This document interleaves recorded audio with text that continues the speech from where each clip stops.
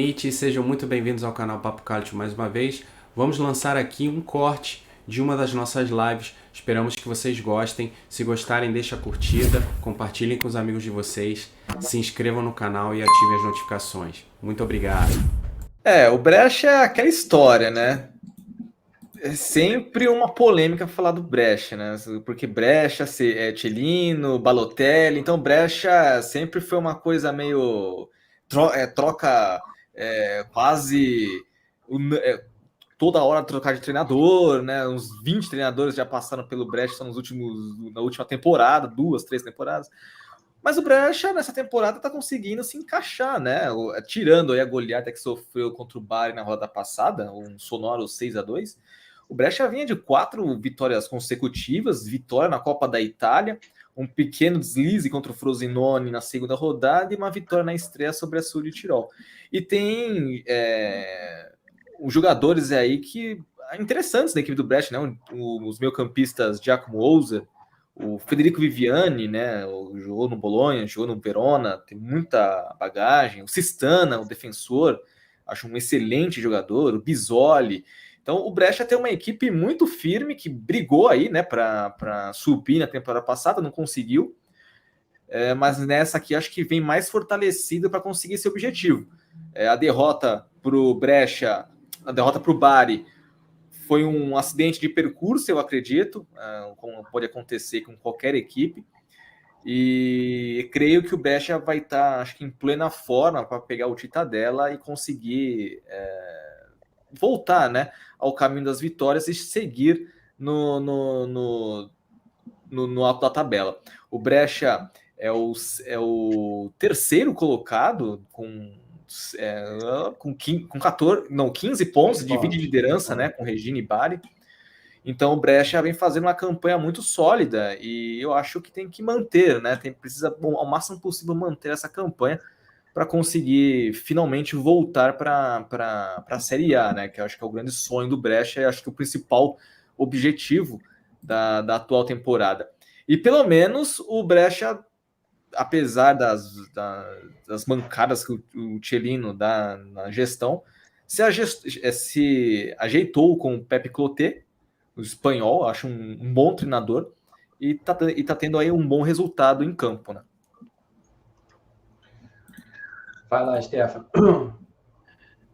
Na verdade, assim, tem algumas questões a serem levantadas no Brecha que são muito... Na verdade, entra em confronto, né, com o pensamento geral. O Brecha tem apenas 25 jogadores no elenco, o elenco mais enxuto da BKT. Eu acho isso prejudicial para o campeonato que é a Série B italiana. Né? Em determinados momentos, você vai observar, por exemplo, nessa última partida, muitos poucos jogadores no banco de reservas do Brecha. Né? Isso prejudica também o treinador, né? Que você não tem tantas opções para você colocar em campo. Um exemplo, não tinha zagueiro no banco de reservas do Brecha. Né? E isso reflete muito ao mercado do Brecha para essa temporada. Né? Isso foi uma crítica nossa, inclusive, em vídeo da nossa pré-temporada, que o Brecha investiu em jogadores apenas a custo zero, né? Não fez investimentos altos. Isso até é bom, né? Se você for colocar numa balança econômica do Brecha, é excelente, é ótimo. Mas seria melhor ainda se você observasse quais são as necessidades da equipe como um todo. Né? Se um jogador, por exemplo, se machucar no setor defensivo do Brecha, não tem um substituto. Né? Isso prejudica. Você tem 2 goleiros no elenco, não tem 4. A maioria das equipes tem 4 goleiros, até mais. O Brecha tem 2. Tem 3 zagueiros, né, no elenco. Né? Um improvisado, 4 zagueiros até, mas um quase não joga, que é um garoto ainda. Mas, tirando essa parte do mercado do Brecha, o Brecha, para mim, vem surpreendendo. Né? O Pepe Clotet conseguiu botar esses poucos jogadores para desempenhar um bom papel. Mas aí eu me recordo do que eu critiquei do Napoli na temporada passada e na retrasada. Né? O elenco influenciar muito no decorrer do campeonato. O início pode ser fantástico para o Brecha, mas essa derrota de 6-2 mostrou que um grande problema que vai aparecer no decorrer do campeonato é a falta de elenco por parte do Brecha. Não que o Brecha, esses 25 podem ser ótimos, mas e se faltar alguém? Se faltar um jogador ali no banco nesse último jogo, tinha um lateral esquerdo, e aí, se machuca o lateral direito, faz o quê? Improvisa um atacante como lateral direito? Um time que improvisa demais mostra carências no elenco. E isso é o que está acontecendo com o Brecha. O Brecha vira e mexe, o Pep Clotet provavelmente vai reclamar, vai ter algum problema, como teve com o Pipo Inzaghi, com um fantástico presidente do Brecha. Então, eu acho que o Brecha está numa decrescente. Ele não vai permanecer nessa terceira colocação se não mudar o pensamento. Vinha de 4 vitórias, isso a gente tem que ressaltar, né? Vinha de numa crescente absurda, né? Depois de uma derrota para o Frosinone, uma derrota sonora por 3-0, conseguiu 4 vitórias, mas perder por 6-2 para o Bari foi bem doloroso, e eu acredito bastante que o elenco como um todo sentiu. E eu acho que o presidente, apesar das críticas, né, por nossas críticas e por parte da imprensa italiana, vai começar a mexer aí, principalmente nesse mercado de janeiro, que promete bastante no futebol italiano. O Brecha que, para compor o elenco, teve que adicionar 2 jogadores jovens aí, o Luca Sonzogni, que é o goleiro, 22 anos, e o Nuama, tem apenas 16 anos. Então, para ter ideia, é exatamente isso que eu falei. Você não estuda o elenco antes do início do campeonato, você faz contratações básicas.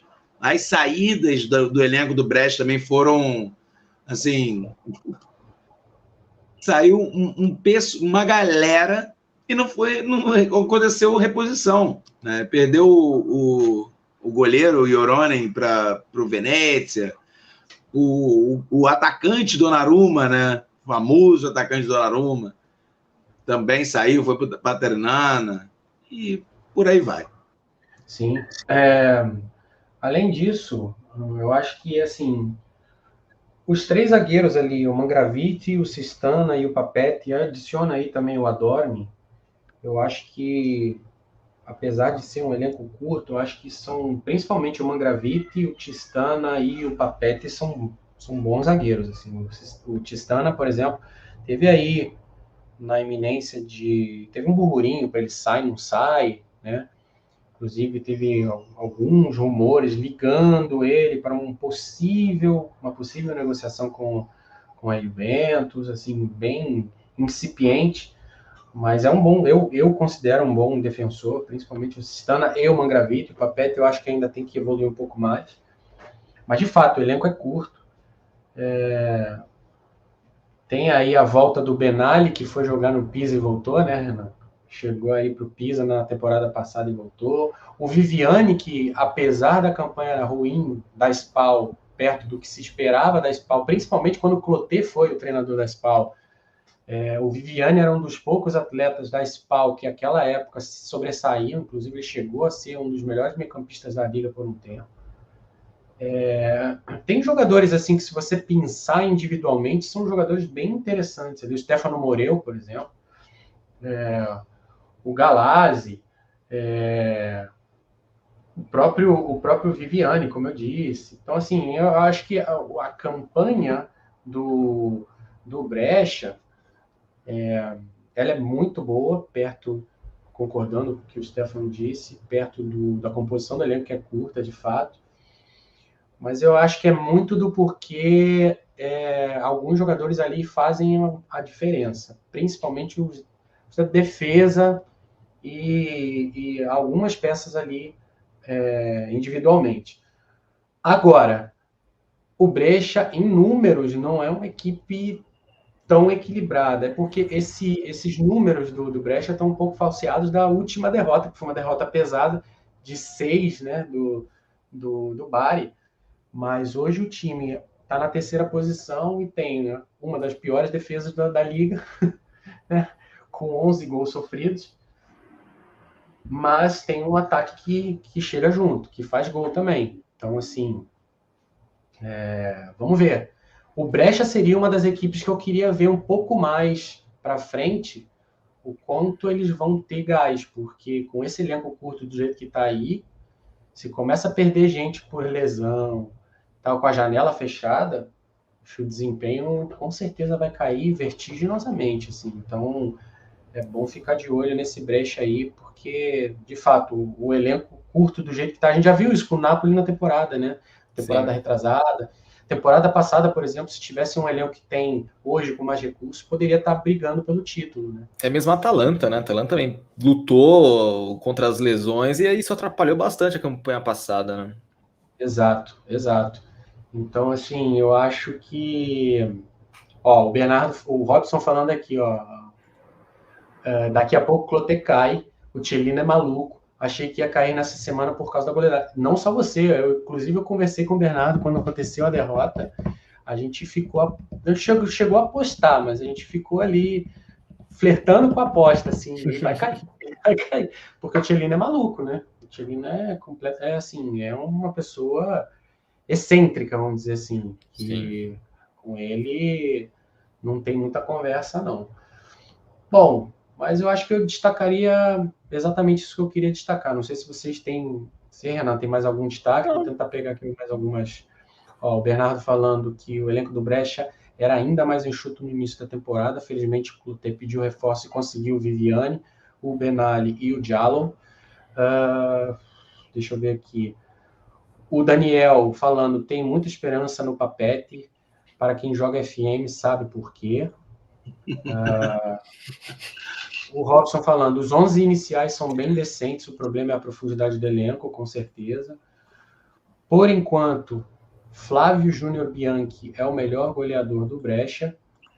E o Bernardo falando aqui, ó, Dimitri Bisoli admitiu hoje em entrevista a péssima atuação contra o Bari. Assumiu que mereceu ser substituído no intervalo. Realmente ele fez uma partida tenebrosa. Tem aqui a gravação do jogo e realmente, assim, a derrota foi pesada porque realmente a equipe não conseguiu jogar em momento nenhum contra o Bari. O Bari também é uma equipe que é muito incisiva, muito física, então, de fato, o Brescia não conseguiu fazer o seu jogo. Mas Enzo, só para o Walser, né, que foi citado, Giacomo Walser, é muito bom jogador, inclusive a torcida do Milan criticou bastante a venda dele, né, pro Brescia, né, na temporada passada, mas é um jogador muito promissor. Sim. Bom, o Hércules falando aqui, ó, o Brescia só conseguiu fazer 2 gols no Bari porque o time biancorrosso tirou o pé do acelerador e relaxou. E aí, curtiram o corte? Se curtiram, não se esqueçam de deixar o joinha, compartilhar com os amigos de vocês, se inscreverem no canal e ativarem as notificações para não perderem nenhum conteúdo. Além disso, nos sigam nas nossas 3 redes sociais, Facebook, Instagram e Twitter, @papocalcio. Nos vemos numa próxima. Grazie a tutti e arrivederci.